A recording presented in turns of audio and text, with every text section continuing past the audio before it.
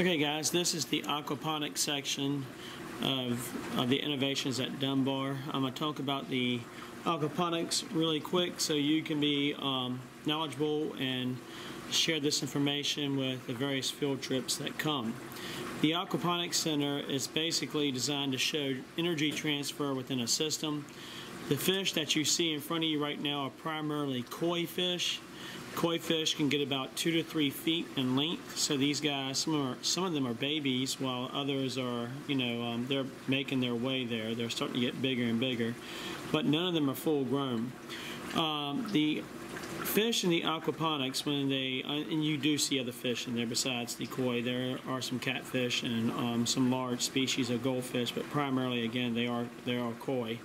But the primary learning objective behind the aquaponics is that these fish secrete a form of nitrogen when they use the bathroom. Nitrogen is essential to grow plants and produce. So basically, when these guys use the bathroom, the water that is being used in there transfers to this table down here, and you can see that there's plants growing, and the plants take the nitrogen in and use it to grow. So basically, there's a symbiotic relationship going on between these plants and the kois, or the fish in the aquaponic, and that the plants need the fish to excrete waste, and the fish need the plants to take it up so it doesn't become poisonous to them. If those plants are not there and taking up the nitrogen, nitrogen would build up exponentially in the aquaponic system and basically kill them. So again, there's a symbiotic relationship going on where each needs the other. This is about a 300-gallon system. I'm going to go over here now and show you some of the other things that we have in here. Again, we have about a 300-gallon system.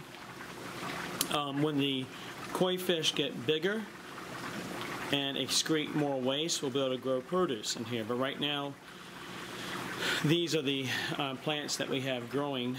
They don't require as much nitrogen as lettuce and tomatoes and so forth. The produce that we typically grow in farmlands or gardens. So as the fish get bigger, as the koi get bigger, we'll be able to grow more produce. These fish over here, these are just these are not the same as the ones in the round tub. These are just your basic goldfish, and I think they're called comet fish. I'm not sure. Other animals that we have in there, I'm going to zoom in right here. We have some sand crabs.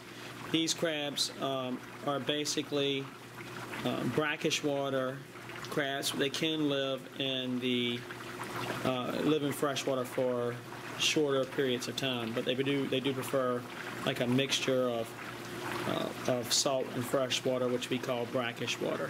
If you see there's tons of little babies swimming around. The fish are reproducing and having little babies inside the aquaponic center, or aquaponic tank. There's literally, I think, hundreds of them. You see there, let me zoom out, we have lots of crayfish. If I can find them, he kind of disappeared. There he is. So tomorrow, or whenever you are presenting, be sure to let the kids try to find the different animals we have in here.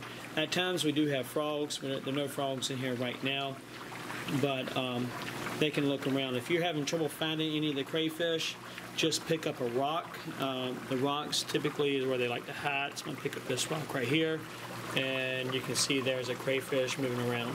So I'm moving. When you go put the rock back, don't place it on top of the crayfish. I don't want to kill anything in here.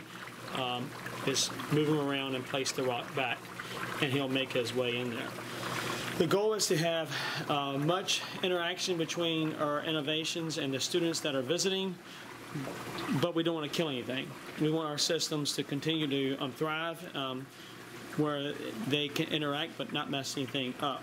One of the ways one of the manners or the examples I'm using is basically with the crayfish, like I just showed you.